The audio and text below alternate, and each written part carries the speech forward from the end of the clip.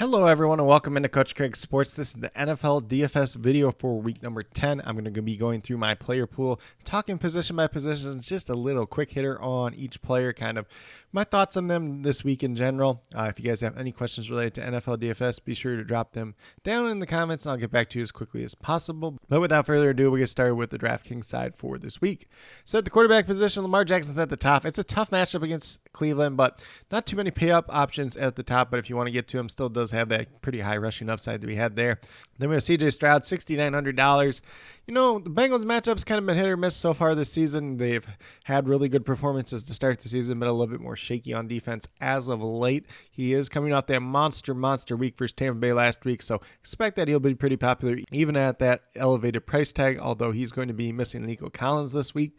And then we got Joe Burrow on the opposite side of the game. No T. Higgins this week. Jamar Chase expected to play. Joe Burrow is $6,800. You know, decent upside there versus that Texans defense. Steven Nelson dealing with a back injury. We're not sure if he's going to play a cornerback this week or not. Then Dak Prescott gets the cupcake matchup against the Giants this week at $6,700. So do expect that he's going to be very popular. Could definitely pay off at this price tag, but there's also the chance, you know, they kind of blow out this game and it's more of the running game show than anything. So could be a little bit of risk there. Jared Goff going against the Chargers. The Chargers have given up a lot of fantasy points to wide receivers and quarterbacks so far this season. So $6,400, do like Jared Goff quite a bit. Derek Carr's been pretty solid as of late at $5,800. So has some upside to be had there. Going against the Vikings, it's a decent matchup as well. Then we got Will Levis against Tampa Bay. Tampa Bay did give up a lot of points to another rookie quarterback in CJ Stroud. Will Levis did have that really good first week. Not as great last week, but still at this cheap price tag, you can take some shots there. Same thing with Baker Mayfield on the opposite side of that game. Couple DBs in that secondary banged up for Tennessee as well. And then last but not least, we have Taylor Heineke going against Arizona, which does look like a pretty favorable matchup at $5,100. Then we move over to the running back position. Christian McCaffrey at the top at $9,200. Not too much to say here. It's not the greatest matchup in the world against Jacksonville, so maybe a little bit overowned by the field this week, but you know, you can still definitely get there. However, there are some pretty good running back values this week just in general. Alvin Kamara at $8,300. You know, if you're taking that step down from Christian McCaffrey, the last time he played the Vikings, we know what all happened in that game. You know, it was late in the season. He had like 5 touchdowns there, so does have a lot of upside to be had there, although that was a couple seasons ago now. Saquon Barkley at $7,700. Pretty much if the Giants are going to do anything at all in this game, it's probably going to rely on the legs and catching ability of Saquon Barkley in this game. On the opposite side, Tony Pollard, $7,300. The Cowboys should run away with this game, so he should get a lot of touches. Maybe you even see a little bit of Rico Dowdle in the later game. So if you really want to take a dart throw on him scoring a touchdown late, you could do that as well. Then we have the two Lions running backs against the Chargers. Chargers haven't been the greatest against the run, although they have been better this year than the last couple of years. Jahmyr Gibbs, Dave Montgomery, take a shot on either one if you want. Aaron Jones, you know, very involved the last game going against Pittsburgh. Not the easiest matchup in the world, but if the Packers want to do anything on offense, it's probably going to rely on Aaron Jones at $6,500. And then we got Bijan Robinson, $6,000. You know, the upside's always there. He's going to be pretty popular this week because of the name, but you know, taking some shots here or there with him or Tyler Algier. The Cardinals are a great matchup, so one of these guys should pay off in theory. And then James Conner on the opposite side, I got him at $5,900. We will see later today whether or not he's activated off of IR, but it looks like he's been able to practice so far this week. I do expect that he's back, and at the same time, probably not drawing a ton of ownership since he's been on the IR for a little while. Kareem Hunt scored a touchdown 4 straight weeks. I have $5,100. Do like the opportunities there, even if the Ravens have been a pretty tough defense overall. And then last but not least, we have Najee Harris and Devin Singletary. Just two primary starters, you know, that are under $5,000. So should be some pretty good opportunities there. Najee Harris probably going to be pretty chalky this week. Coming off a good week and going against the Packers defense that is playing a lot of backups. Then we move over to the wide receivers. Jamar Chase, as long as he's playing $8,600, you can take some shots there. CeeDee Lamb, I like quite a bit in that Giants matchup. If you're playing Dak Prescott, you probably play him alongside him, although that's going to be pretty popular this week. Amon-Ra St. Brown, pretty favorable matchup against the Chargers. If I was the Chargers, I mentioned this over on the Sports Affiliation Betting Show yesterday, that if I was the Chargers, I'd just have Monte Samuel Jr. just shadow Amon-Ra St. Brown the whole game. Not sure that's going to happen, though.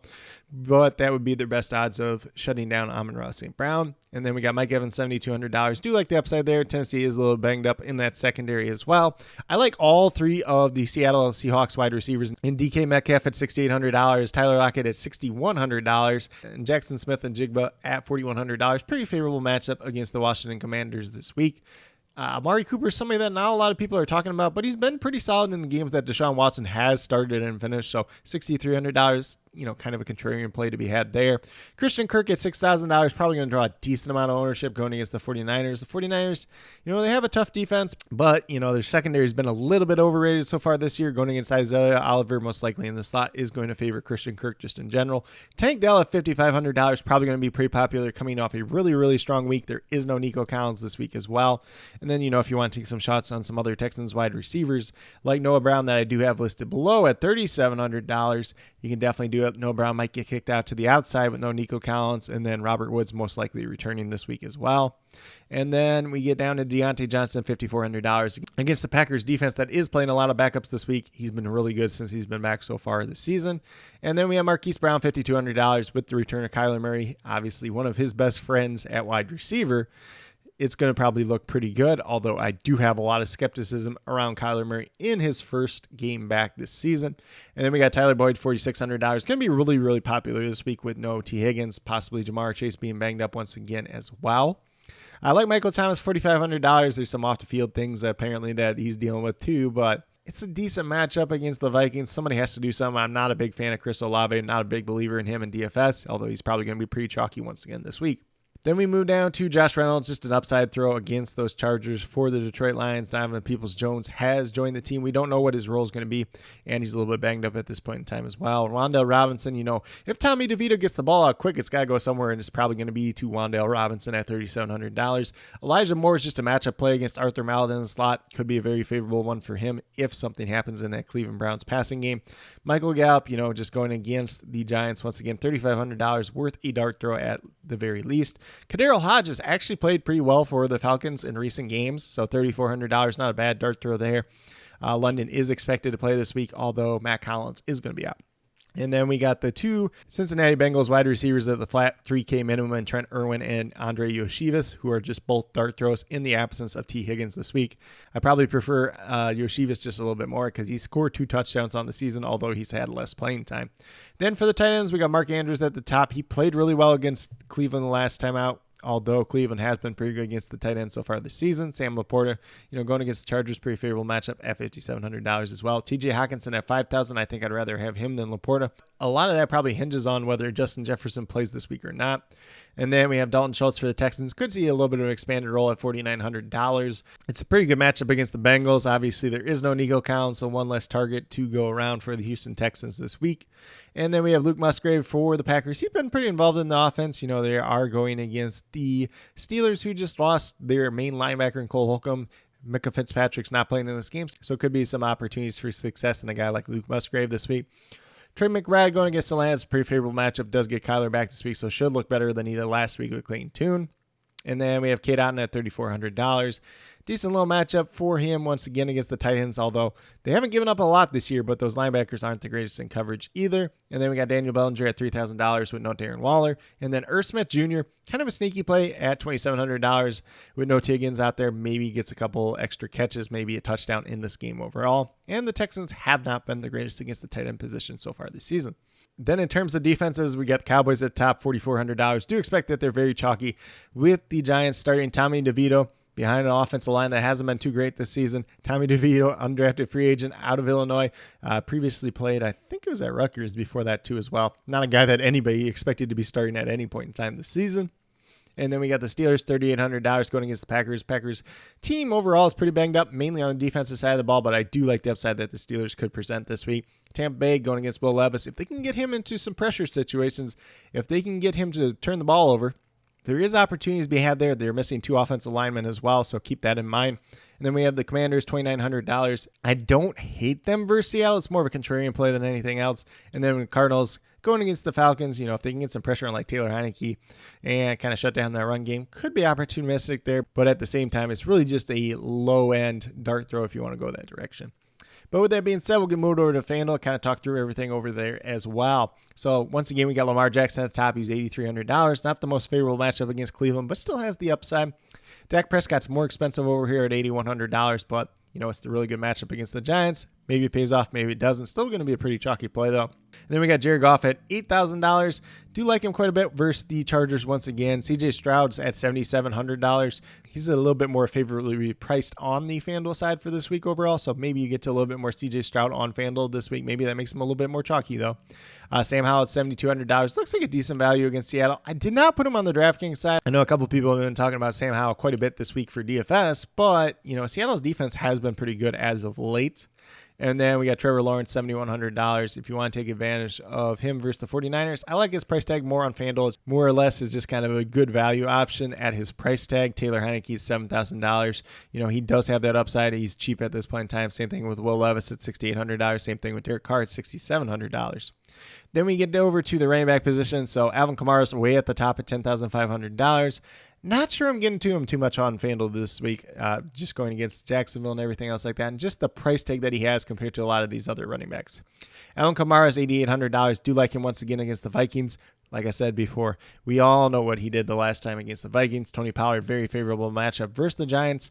I like David Montgomery on FanDuel. I didn't put Jahmyr Gibbs there. I think he's a little bit overpriced in my personal opinion. So if you want to get to a Lions running back on FanDuel this week, it's probably going to be David Montgomery at $7,500. Saquon's only $7,400 on the FanDuel side, which is actually cheaper in DraftKings. It's a less than favorable matchup, but if anything's going to happen for the Giants this week, it's going to be coming out of Saquon Barkley. So maybe a little bit of a contrarian play this week. And then we have Rachaad White at $7,000. Do like kind of the pass catching upside that he's had. Hasn't really had too many rushing touchdowns this season, but if he can get one of those this week, probably could pay off of the $7,000 price tag. More people are probably going to go to Aaron Jones at $6,800 for a similar type of player, though. I do like him quite a bit, although that Steelers matchup is pretty tough. And then we got Bijan Robinson, probably going to be relatively chalky due to his name, but one of him or Tyler Algier is bound to pay off versus this Arizona Cardinals team that has really struggled against running backs. And then Najee Harris, $6,500 versus the Packers. Pretty favorable matchup, especially with a lot of backup guys playing on defense. And then Devin Singletary just taking a shot on volume at $5,700 for the Texans this week. For the wide receiver position, CeeDee Lamb is at the top. He's $8,900. Pretty good matchup once again against that Giants team. So we'll see how that ultimately all plays out. But Amon-Ra St. Brown right behind him. Like I said, good matchup against the Chargers. If I was the Chargers, I'd throw Asante Samuel Jr. on him all game. Probably not going to be the case, though, so I do like Amon-Ra quite a bit this week. And then Mike Evans taking a shot on upside. Like I said, on the DraftKings side, some of the secondary is banged up for Tennessee this week as well. Still like the Seattle wide receivers, DK Metcalf, $7,300. Tyler Lockett, $6,800. And Jackson Smith and Jigba, $5,600. Going against Washington, that's been pretty poor versus that wide receiver position overall. If you really want to stack them with Geno Smith, you can do it. I just don't trust Geno enough to do it for DFS this week. And then we have Deontay Johnson, $7,000. He's been great since he's been back and going against a very banged up Packers secondary at that. And then we have Marquise Brown, $6,600, expecting the return of his good buddy Kyler Murray. Obviously, both of them played at Oklahoma at one point in time. They get along really well, and I think it could be a really good matchup for him, although I'm not trusting Kyler Murray this week. Tank Dell, $6,400. We saw the upside last week. There is no Nico Collins this week. Do expect him to be pretty chalky, though. And then we got Tyler Boyd, $6,200. Another guy that could be pretty chalky with no T. Higgins out there this week. So not getting to him too much, but definitely worth noting. And then we got Josh Reynolds, $6,100. He's one of those guys you can just kind of take a stab on, but not really promising too much out there this week. However, it is a good matchup against the Chargers. Michael Thomas versus the Vikings. I like the matchup. Christian Watson, $5,700. Purely just an upside play at this point in time. Decent matchup against Pittsburgh. They kind of struggled in their secondary overall this year. Patrick Peterson's been a little bit better than he was with the Vikings last year. Levi Wallace has been terrible. Joey Porter Jr. is starting to play more, and he's actually played really well. There's no Minkah Fitzpatrick this week, so it could be very interesting to see how this matchup turns out ultimately altogether. And then we got Noah Brown at $5,400, probably filling in for that Nico Collins role this week. Do like the upside that he could potentially present. Brandon Cooks, Michael Gallup, just kind of dart throws for the Cowboys, especially if you're going out there and playing Dak Prescott. Then at tight end, we got Mark Andrews once again. Cleveland's been pretty good against the tight ends so far this season, except for the game they played against Mark Andrews. So still like him at the top. TJ Hawkinson, as long as Justin Jefferson is not playing in this game, he's going to look really good. Sam Laporta going to look pretty good against those Chargers. I don't trust their linebackers. I don't trust their safeties in coverage versus him, even if Derwin James is pretty good. But, Derwin James is always kind of banged up at this point in time. Dalton Schultz gets the bump up with no Nico Collins this week, $6,100. Good matchup against the Bengals as well. And then we got K. Dotton, $5,200, going against Tennessee. I like the matchup. Could have some potential there. Obviously had the big week last week, so maybe draws a little bit more ownership. And then we got Luke Musgrave, $5,100 going against Pittsburgh. Like I said, no Minkah Fitzpatrick. There's no Cole Holcomb at linebacker as well. So not a lot of guys that match up too well with Luke Musgrave this week. It's probably going to be a lot of Quan Alexander against him. Quan Alexander's been pretty decent in coverage throughout his career, but, he's getting older at the same time. And then we got Trey McBride against Atlanta. Probably going to be really popular this week, especially if Kyler Murray is starting at quarterback, but it's a very good matchup. And then we got Irv Smith Jr. taking a shot on him for the Bengals this week with no T. Higgins, and Daniel Bellinger without Darren Waller out there, $4,700. Tommy DeVito's got to get the ball out quick and throw it to somebody. It's probably going to be him and Wan'Dale Robinson this week. And then in terms of defenses, we got the Cowboys at $5,200 going against the Giants. Probably going to be the chalkiest defense overall this week because, undrafted free agent quarterback Tommy DeVito, who nobody expected to be making a start at this point in time, is going to be starting for the Giants. Steelers, I like them against Jordan Love and this Packers team. That offense has not looked the best so far this season. Steelers do have that good pass rush, so they should be able to create some problems versus Jordan Love this week. And then we got Tampa Bay going against Will Levis. If they can create some pressure on Will Levis, he's going to make some turnovers, and it's going to be a good week for Tampa Bay overall. And keep in mind that the Titans are missing two of their starting offensive linemen this week. Then we have the Cardinals going against Atlanta. If they can stop the run, could be an okay week for them. Taylor Heineke, he's kind of that gunslinger, so he can throw the ball up. Sometimes it might get picked off. And then last but not least, we have the Commanders. If they can get after Geno Smith, if they can cause some problems, they can stop the run game. Could be an okay week for them overall, but just kind of a dart throw pay down option at that. But with that being said, that is my player pool for NFL DFS for week number 10. If there's any major changes to my player pool, it will be up on my Patreon, patreon.com/CoachCraigSports. Be sure to get subscribed over there. Small monthly donation. You get access to my NFL DFS player pool for the weeks. You get access to my fantasy football rankings, the snap count sheet, the matchup sheet. So a lot of good information there for football. And then if you're interested in NBA DFS as well, daily player pools Monday through Friday over there as well. But with that being said, that's kind of what I have in terms of NFL DFS for week number 10. If you guys like this format, be sure to let me know down in the comments below. If there's anything you'd like to see a little bit different, be sure to let me know that down there as well. If you got any specific questions related to NFL DFS for week number 10, leave them down in the comments below. Also note whether those questions are more DraftKings or FanDuel specific, just so I can best help you as quickly and efficiently as possible. But with that being said, if you're brand new to my channel, checking out for the very first time, first of all, welcome in. Second of all, would ask that you do subscribe. If you're someone that has been checking out my channel for a little while and have yet to subscribe, please consider subscribing as well. Definitely would appreciate it. Helps to build the community that we're trying to build here at Coach Craig Sports, which is one that's truly for you, the viewers, helping you with your DFS. We got NBA DFS Monday through Friday. We got the weekly NFL DFS video at this point in time, and then NFL DFS cheat sheets up on the sports affiliation website as well. And then last but not least, if you are interested in sports betting, you're interested in prop betting, be sure to check out the links and promo codes down in the description below for Prize Picks, Parlay Play, and BetUS. If you're a brand new user over there, you make a first-time deposit, you're going to get a pretty good first-time deposit match as well. Helps you guys out a little bit as you start your sports betting, your prop betting journey. Helps me out a little bit on the side as well. If you have any questions related to that whatsoever, feel free to reach out to me, whether it's down in the comments or on Twitter at Coach Craig Sport, and be more than happy to help you over there as well.